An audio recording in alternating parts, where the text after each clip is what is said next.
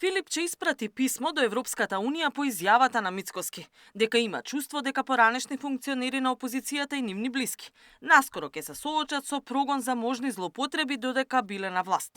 Опозиционерот го известува официјален Брисел, но и амбасадите на државите членки во земјава, дека со оваа изјава сериозно се нарушува демократскиот и уставниот поредок и владењето на правото во државата. Смета дека Мицкоски влијае на правосудството и најавува политички прогон.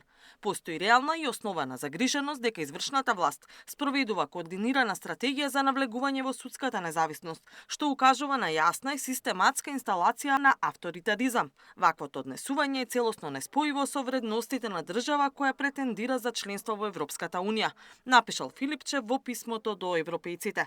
Мицкоски не е загрижен за ваквите писма и вели дека чувството за прогон на екс-функционери на СДСМ за злоупотреби му се засилува. Секој има право да се допишува и да се праќа писма. Но моите чувства се посилни.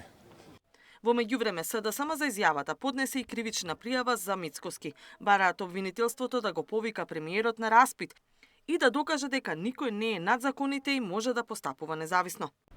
Изјавата на Мицковски е сигнал дека судството и обвинителството се претворени во алатка за политичка одмазда и прогон на неистомислениците. Методи својствени на авторитарни режими, какви што демократскиот систем не препознава. Апсолутно и недвосмислено повеќе пати сме кажале, секој кој што се огрешил пред законот треба да одговара и тука немаме дилема.